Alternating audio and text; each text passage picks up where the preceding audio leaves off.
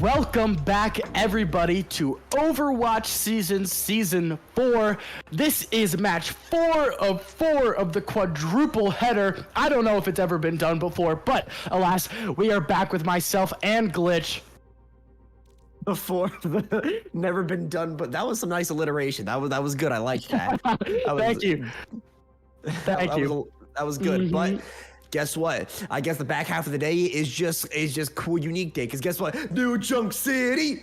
New Junk City. That is the first match. We have the matchup of the Cakey Corgis going against the Silly Billies. Now, this might be a very, very equal match. I did my pre-match research, and we might have a banger here. We might just go to map 3, but talk me through the banger. I don't know. Cakey Corgis, a lot of GMs, and the Silly Billies coming in at all GM1. So, Silly Billies coming in as a very strong team, but we won't base them just on their rank. Like we said, the underdog can always come out and surprise everybody, but we're already behind, so let's just hop into New Junk City. Let's just see some gameplay. I do agree. Gameplay activated. What are we gonna see? We're in the lovely wasteland of Australia. In this game, Australia's not a wasteland. I need to preface. If there's any Aussies watching, it's not hate, but like, yeah, it's just. I mean, we've already seen so much today. I mean, last match was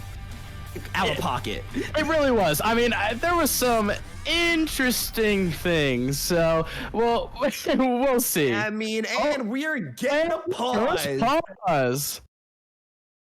Oh, and nope, and never mind. Okay, I am not getting clear signals. Don't. My team is trolling. I love it here. I mean, we're about to see. Just give us a nice little tease. We kind of get into the match here, and okay, Zara. Okay. We go on the right. This looks like West Virginia out here. Real and true. All right. Okay, so talk me through the Junkrat on this map. I actually haven't ranked games. I haven't even seen a lot of Junkrat here. And then Sim, what is happening? The Sim probably just a TP out, right? Like that's realistic. What we're gonna see properly, and then if that doesn't change, Glitch. If that doesn't change, I'll give you my paycheck from this match. Oh, let's go. Wait. Okay, yep, there it is. All right. We're good. We're good. You're good. You've saved yourself some money. Congratulations. Alrighty. They stuck it a little too long. It was a little concerning. But immediate clash right here. JQ versus Zarya. This is going to be a lot of damage. And Jackson just going to be inserting themselves immediately into the brawl. And Ace, nice little mine on the Clockser and the beam on the beam. Yeti also going to collapse. And what the 4K is that? Lord have mercy. They're already running them down. That was just impressive. I mean, yeah, the Silly Billies seem to be not so silly. I mean, look at the comp. It's still silly. It absolutely is, but goodness gracious. I mean, you're already gonna. I mean, once again, think about it, right? For the side of Corgis, it's gonna be. I mean, his Clutch is taken out there by the trap on the Ace. Yeah, and then their DPS is just gone. Let me talk about the damn Junkrat. I mean, I will because he's getting kills, but can we be allowed to do our job? I mean, real, not allowed, I guess. Not allowed. Nice little extended team kill here from Silly Billies. But what I'm trying to say is that whenever you play something off meta, there's always the chance that your opponent has not prepped or even scrimmed against it really in general, right? You see Junkrat occasionally on like Nambani or on King's Row every so often. It's a very hybrid-esque pick or control-esque pick. But I mean, if you haven't played against it, you're going to be adapting on the fly, which tests a lot of your metal. I agree, and I mean, like you said, it's one of those things they're not really prepared for, but they're going to try to take them by surprise as they go under, and we'll see what they're able to do here. Oh, there's a pick! Yep, Junkrat falls, not a lot of damage, a component really missing, but Gambit is still here, but Meme axe slices down. Jackson grabs Clockster though, so it's not 100% over, and the grab, okay, it does make and one victim and a big captive son here. The cleanse gets laid down, but it doesn't actually manage to cleanse anybody as Zeddy still falls to the damage from the explosion. Gambit and Salami desperate here to try and reclaim this point here to try and lock this up, and it looks like they will be able to. Man, off point. Yeah, and it's drop down. And it's really interesting that they decide to commit that many ults, especially when the flip has already happened, but it turns out it doesn't really matter. I mean, it works, but yeah, what? Oh my goodness. Diddy and Clocks are collapsing. I mean, nice trades back and forth here. The next point has unlocked as the teams make a beeline for it here, but actually, do they make a beeline for it? No, they don't. I mean, they're still fighting. Jackson is still taking tools. I guess so. I mean, it's one of those things where it's like playing an outrageous comp and then you do some outrageous things in your play style. So maybe this is just what works for them. I mean, once again, the team name, have to highlight here. Clockster! Very well done here, grabbing the pick on the opposing. Genji does get trapped, but the beat gets laid down. Tyre beat Suzu. Lovely mitigation here from the side of the Corgis. Nice little headshot landed here from Sandy. Very nice up here. Yeah, the flip does come through, and Corgis are able to cap first. That's something that we haven't really seen. I think this is the first time that we've seen a different a little bit of cap. Point A. They cut a little bit of point A, but the riser. Get a little reflection, and does Zarya kills herself? Yeah, I guess so. Little bit of self-retribution here, but. Pay out. Jackson gonna go into the jungle queen now and will be shouting to get back into this fight. But still, Corgis hold the point. But Gambit gonna grab Zenny, and that's gonna probably spell defeat for them here. Yep, and the Silly Billies are able to change it back over. I don't really know how, but they gave picks, and I guess they're able to just do it. You know, it's Flash. You know, I love Flashpoint, but man, this is a headache to catch. There's so much happening. It really is. I mean, into their spawn. I'm sitting here and I'm like, I don't know what to say. Like, there's a million things going on at once, and I feel like I want to say them all, but I just can't focus on one thing. My ADHD meds have not prepared me for this. No, they have. Do you watch a lot of COD? Do you watch any Hardpoint? I mean, I don't know how they managed to do this, but like, there's just a utility flying left, right, and center. Just there's so much happening here. Yeah, I mean, the Corgis. Flash. Oh, there it is. Oh, there it is. I mean, it's coming down. Rampage, Captive Sun, claiming lives left, right, center. Ace, Tommy, Gambit, each claiming a final blow as they look to hold onto this point yet again for the side of Silly Billy. Clairvoyant with the boop on to their opposition. And they have maybe 7 seconds tops to get onto this point before it locks down. I know, and it's one of those things where they thought they had such good positioning, but then the Silly Billies just come out and they're like, no. Not anymore. Our weird comp is going to mess you up as they are able to cap the second point as we are now on the match point. Look at that. Meme goes to Zarya now, and Jaxiang is on the JQ. Yeah, and it's just, they completely change up, and I'm just like, I don't even know what team I'm supposed to call. I mean, yeah, but I actually like the Zarya here on this specific point. Allows you to hold the Genji when he goes in for this blade. Ace grabs Zenny here, though. Very nice. And that's a very nice pick early on, especially as you're trying to cap point, as they're able to take out Clockster and Yeti. I mean, the blade pull. I mean, that's 2 ultimates here committed. Both DPS ultimate. Meme does grab Clairvoyant on the way out, but it really won't matter much. Yeah. Unlocked. I mean, they're gonna grab this and immediately take high ground. On the side of Silly Billies. You see Ace emoting there. I don't know if you saw that. I mean, they're feeling themselves right now. Look at them. They're playing Junkrat in a competitive environment and getting away. Yeah, I mean, it's just really impressive. I mean, I think it speaks to their level of play that the fact that they're able to like kind of meme and still just absolutely dominate. It's just very impressive. They're memeing on meme. What can you say? There's the bubble. There's the bubble that we talked about, and there He's is. gonna take out Tommy. I mean, that's big. Pylon not able to keep him up as he's out of the radius. The rampage comes down though right after. That's very, very smart usage. But doesn't actually manage to grab anybody because Sandy drops down the cleanse to make sure that the team stays alive. But the cleanse only lasts for less than a second, and the damage is rough. And even though Silly Billies are walking wounded, both supports are still alive. Jacksang with the passive self-healing. Jacksang. That's two. And they hold it. What on earth was, I mean, once again, the ball coming out here from Meme. He has to get this touch going. Clock's on the Tracer. This is desperation. It looks like he will get the touch, but I mean, I feel like at that point, you were up 3v5 and you still weren't able to capitalize. I mean, I don't even know as the picks just come through, and it's going to be a W for them, oh my gosh, why am I blanking on their name? Here. The Silly Billies, oh my gosh. I'm thinking, I almost said Mouseketeers like we're still casting the last match, but Silly Billies. I mean, it happened so quickly, but Silly Billies keeping it silly and keeping it smooth as they take a clean yo and Flashpoint Junk City. The chaos really being sewed in. Absolutely, I mean, just really crazy stuff. I feel like this nice play here from Tommy Salami, but if you're really looking at the overall compositions of the team, I feel like we saw a lot of similarities from what happened last match.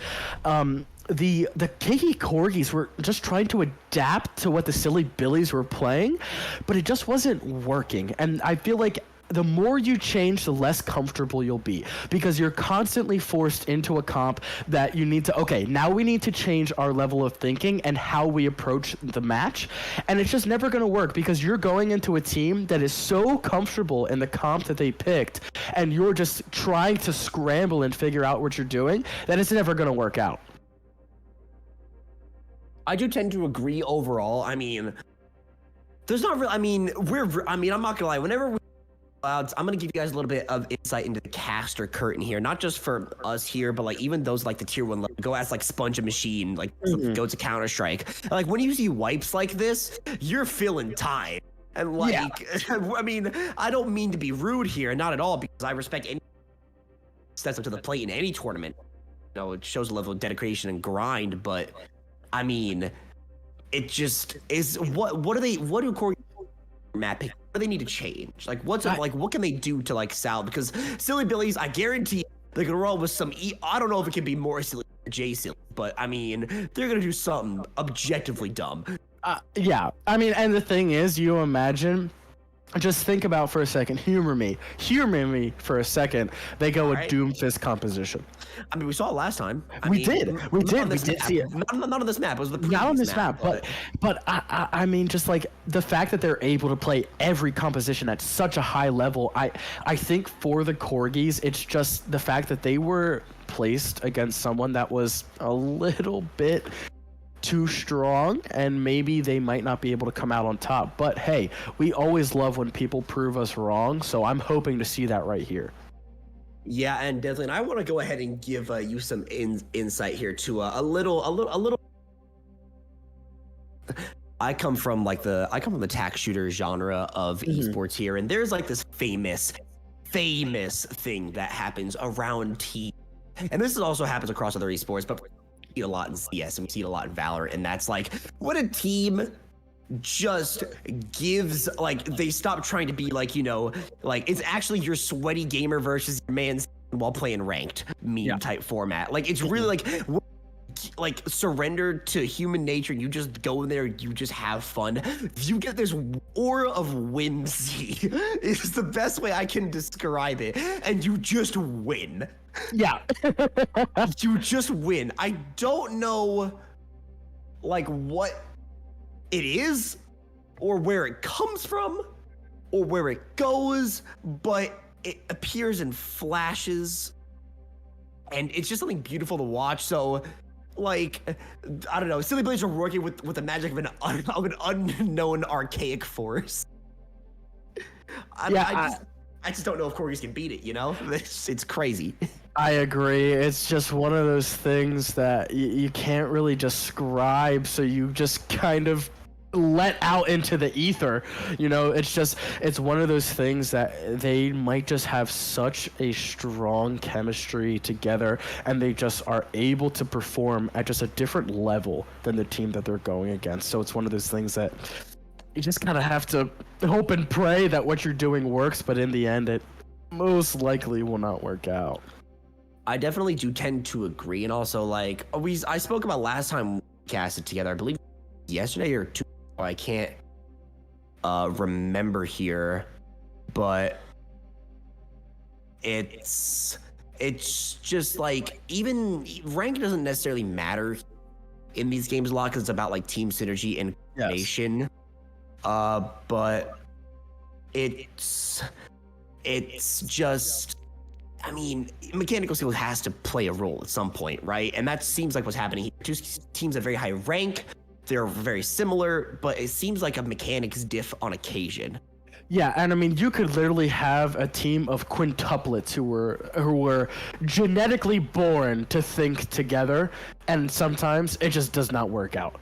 So it's one of those things where, in the end, the team who is better will come out on top. And I know that seems like really corny and like, oh yeah, no duh, Piggles, but in the end, no matter what, it's just one of those things where you cannot, I feel like I say that all the time, just one of those things. God, I gotta stop saying that. Oh my God, they're talking crap about us in the chat. Hold on, ignore what we're saying. Come on, let's go into the match. We're ready. We are ready. I mean, first of all, production. By the way, stop that. Stop that. We love our production team, though. We love our production. We love you, but stop that.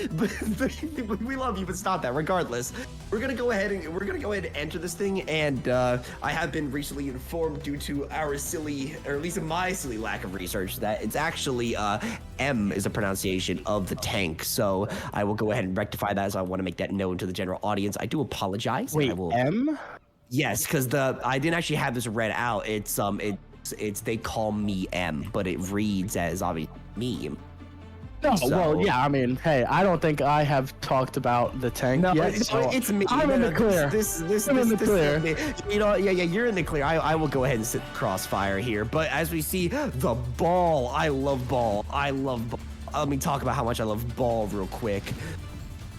I think ball is one of the most fun, like, compositions to watch. We're seeing like your classic ball comp from like Overwatch 1 days, right? You're seeing your Zen, you're seeing your Brig, they kind of play together in their own unit, and then the ball and Tracer play in their own unit, and Sombra plays like a recon piece of utility here. So absolutely, it's gonna be great. And then you've got, I guess, once again, this Dallas Fuel-esque composition with the Zarya, Reaper, Lucio. Yes, and I mean, I feel like I'm just not surprised to see the ball comp on push from the Silly Billies. It's just one of those things that the higher level teams are just really able to play well. Oh my gosh. And that's something you have to realize, that when you're playing the ball into the legs, you have a distinct advantage. When you PD, like when Jaxang does there, when you PD the legs, it immediately causes you to lose that little pylon, which is just massive. It is, and I mean, being able to play this kind of comp at a high level will just separate you from so many teams on so many different levels, because it's just such a hard comp to kind of counter, especially with the ball, because a lot of people just really don't know how to deal with a good ball player. Yeah, especially here in NA, ball has never really been this region's forte overall. So, I mean, if they've learned to master an APAC style, this might spell quick defeat for the side of Corgis here. But they've opted into their own dive here on the side of Corgis, going for the Winston dive, which I do like, and actually, in terms of an overall, coordination aspect, and you provide more utility to your team. But Jaxang is just letting Jaxang is just absolutely rolling right now. And by the way, that is first checkpoint in under 120 seconds, and it goes again. Absolutely. I mean, it's just something I have never seen like this. I mean, but Clark's are able to take off There it clairvoyant. is. And there it is. Sandy You see it. flip it. I mean, you see the possibility right there of the dive, right? Yeah. Winston is very available. You pop down, you Goomba Stomp, pop down that bubble, and all healing is negated, especially in a break Zen comp, because even though you can heal through the shield, you can't apply any supplementary damage, and you can't proc Inspire through it either, which is very important. Yes, very, very important as we move on. As they're hoping, mine's popped here up top. Mine's Pop Transcendence as well available, and Pulse Bomb as well. A lot of ult speed thrown in. It doesn't look like he's gonna reward much, but I say that, nope. I'm foolish. How could I ever tell Silly Billies here? They grab 5. Coach Jeremy, the ball for Silly Billies, I'm locked on to his POV just because of the tracking on the ball machine guns is something I have never seen before. It's just so impressive because not only is he able to use the utility of ball so well, but afterwards able to clean up the kills. I mean, yeah, look at that. The dives are immaculate. They're very clean, focused. I mean, look at that. The counter dive comes in here. Oh, it's a good counter dive here from Corgis, but Gambit Trey's immediately on the other side. Well, backlines are crumbling, but the rally for Clairvoyant is not even matter. No, not enough. Big EMP though, Zenny falls, and it's just M forced to pop the Transcendence. And also forced to pop the I was gonna say, yeah. Rage, yeah, the Primal Rage, please forgive me. Please forgive me, that's not a robot. The clock's nice little trade, actually gets the kill with the Pulse Bomb. Nice little trade there. It goes back and forth, but with the respawns favoring the side of Corgis, it will actually look like they will actually be able to solidify this fight, but wait just a second. Moira was on the turn for Clairvoyant. What is this? What? I don't even know who's winning this fight right now. I mean, realistic. I mean, yeah, you know what? Just play-by-play talk. Bot moves, right? I mean, that's all we see here. There's no real clear fight winner. The Moira here is an interesting adaptation. It almost goes in with the dive here, leaving Salami kind of on his own. Bot babysitting because he's not really getting punished here. Ace grabs Clockser, and yep, this is looking dire. I mean, Corgis are struggling to prevent this hill push. The mines get laid down, so no high ground dive can be attained. Zenny falls along with his Winston, and I mean, we have 5 minutes of regulation left. 5 minutes, and they're pushing around the last corner. Well, I mean, we will see what happens here, but I am definitely... Yeti Echo, okay. I actually really like this adaptation against the ball here. I do. But I mean, M can't even get a foothold into the site, or into the point, or onto the point, I should say. Are they gonna touch? I mean, Yeti just grabbed Clairvoyant though, so it's not completely lost. But the hack and the Discord, it's too much supplementary damage. The rush there from Sandy, okay. It's a lot to deal with. Yeah. He gets popped down, and looks like the fight could be won. And damn it, really low.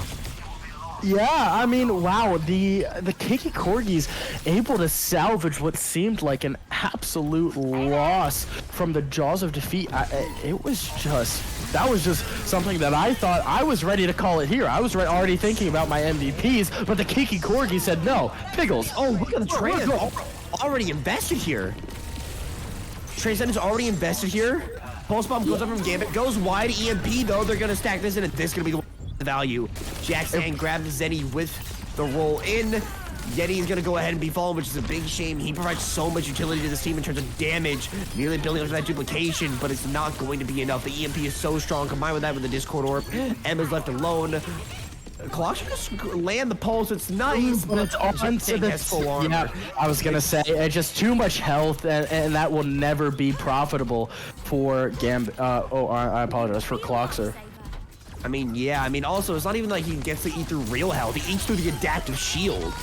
It almost doesn't mean anything. M just grab the Transfer Clairvoyant and grabs Yeti, but Gambit running wild on the Tracer. M, though, showing up with a Winston, grabbing a lot of frags here.